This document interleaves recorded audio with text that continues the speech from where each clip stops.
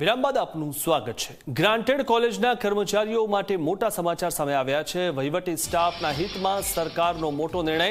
Fix પગારના 5 વર્ષ બઢતી ઉચ્ચ પગાર ધોરણ માટે ગણાશે। પેન્શન નિવૃત્તિના લાભો માટે 5 વર્ષની ગણતરી માન્ય ગણાશે। પગારમાં કોઈ પાછલા ઇજાફા કે રોકડ એરિયર્સ મળશે નહીં। જૂની કે નવી પેન્શન યોજનામાં કોઈ ફેરફાર થશે નહીં। નાણાં વિભાગની ફિક્સ પગારની જોગવાઈઓ યથાવત રહેશે। વિશે વધુ માહિતી મેળવી અમારા સંવાદદાતા હિતલ પારેખ પાસેથી।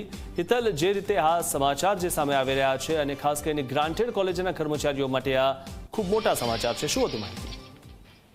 જી ચોક્કસ એવું કહી શકાય કે બિન સરકારી અનુદાનિત કોલેજોના વહીવટી સ્ટાફ માટે આ મહત્વપૂર્ણ સમાચાર છે, કારણ કે ફિક્સ પગાર ના જે 5 વર્ષ છે એ 5 વર્ષ અનુભવમાં ગણવા એ પ્રકારની એક રજૂઆતો લાંબા સમયથી ક્યાંક ને ક્યાંક થતી હતી અને એના જ પરિપ્રેક્ષમાં શિક્ષણ વિભાગે આ એક નિર્ણય લીધો છે કે આ ફિક્સ પગારના 5 વર્ષ છે એ બઢતી ઉચ્ચ પગાર ધોરણ અને નિવૃત્તિના લાભો માટે ગણતરીમાં લેવાશે।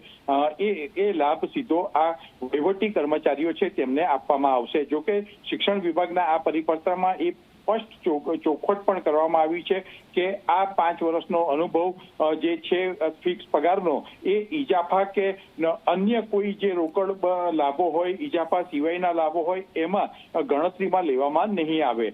અને સાથે સાથે એ પણ કીધું છે કે જૂની પેન્શન યોજનામાં હાલ જે કર્મચારીઓ હશે એ જૂની પેન્શન યોજનામાં રહેશે અને નવી પેન્શન યોજનાના કર્મચારીઓ નવી પેન્શન યોજનામાં જ રહેશે। એટલે કે પેન્શન યોજનામાં કોઈ પણ જાતનો ફેરફાર નહીં થાય અને રાજ્ય સરકારની જે ફિક્સ પગારની નીતિ છે, નાણાં વિભાગના એ અંગેના જે જોગવાઈઓ છે એ જોગવાઈઓ પણ યથાવત રાખવાનો નિર્ણય આ પરિપત્રમાં ઉલ્લેખ કરવામાં આવ્યો છે। જી આભાર હિતલ, માહિતી આપવા બદલ।